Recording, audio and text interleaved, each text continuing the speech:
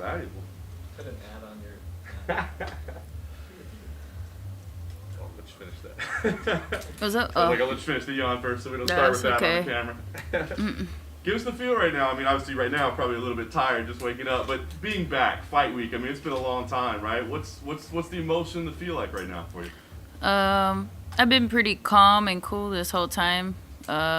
Just really confident in my preparation, so I'm not worried as much as I usually am. Do you take something from that? Is there something there for you to learn or to understand that you're not feeling that way? I think it's just experience, time in, and also just the preparation, man. It's really good training camp. Yeah, no question. Obviously, didn't get to fight in April, understandably so.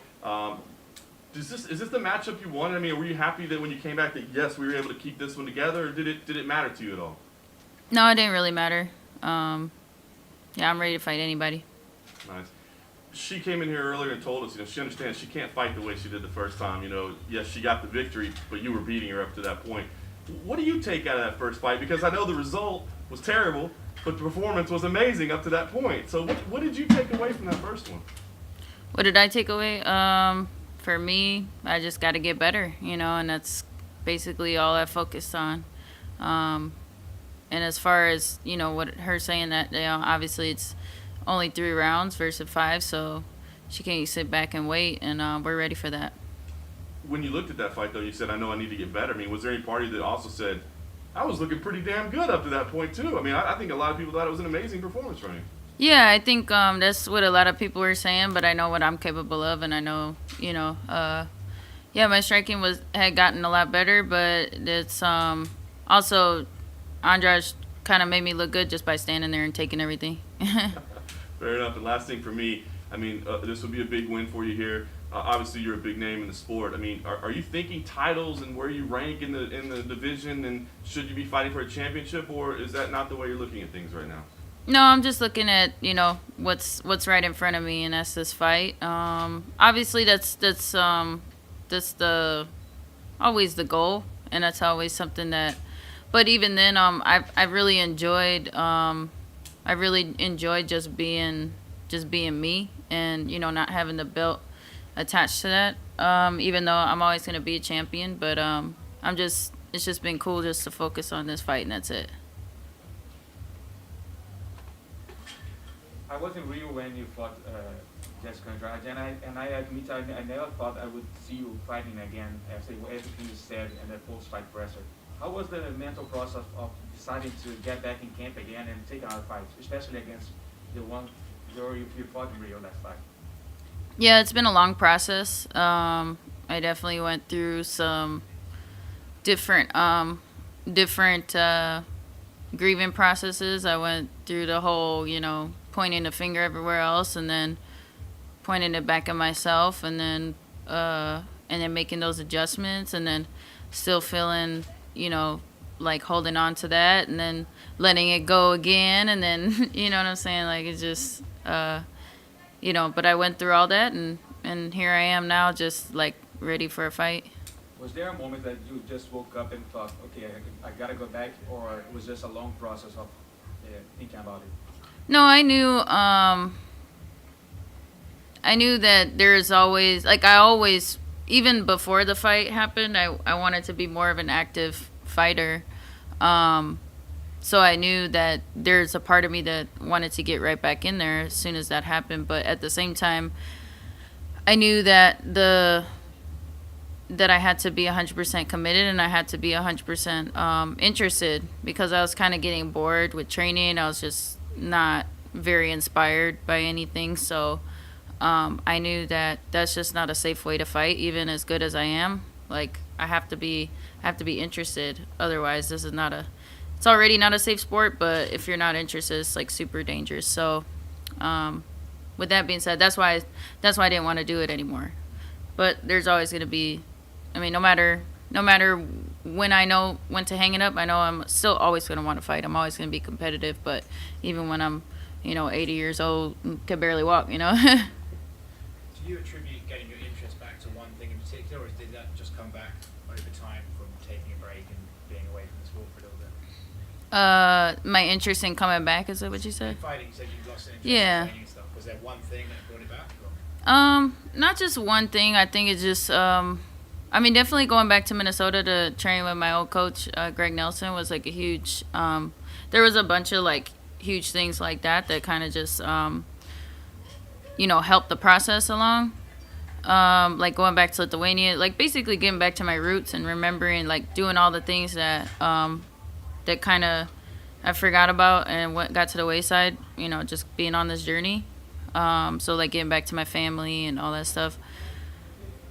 And then just remembering how to be a martial artist again. Not focusing so much on just being a fighter, but just being a ninja, and that's really all there is to it, and it makes my job a lot easier. Obviously, no one really wants to be competing under circumstances like this with the coronavirus and stuff like that.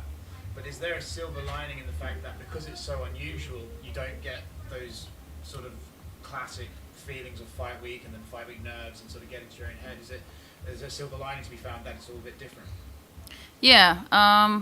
Like I've said it before that like obviously the whole global pandemic is a tragedy, but at the same time like there's been a lot of huge benefits that I've found to this, not just with the fight week being a little bit different, but I've always been kind of a social distancer just in general, and I've really cut out a bunch of other things that like I didn't even know that I was doing that I didn't want to do. So it's really been a huge perspective shifter for me, and I can definitely see like the positive impact that it has on a lot of other people's lives, because I mean everybody that I know is growing gardens and realizing the importance of knowing where your food comes from. Like that's been huge. So there's been a lot of silver linings in this whole process. I know you don't want to look past Jessica, but I think if you win, the UFC have already expressed an opinion in the excitement in seeing you versus Zhang Weili. Is there something about fighting a new champion? Because when you were champion, even though your reign wasn't like super, super long, everyone thought you were so dominant. Is there something in fighting a new champion that excites you?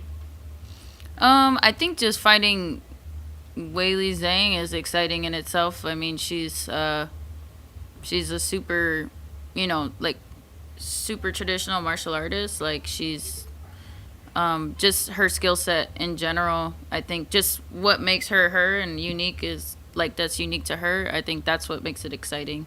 It being a new champ. I mean, yeah, I guess that kind of plays into it, but I think it's mostly just what she brings to the table. You mentioned that you were able to cut a few things that you were doing in your life because of the pandemic. Can you give us any examples of the things you were able to get rid of because of the pandemic? Yeah, I'm trying to think. Well, yeah, I definitely like cooked at home more.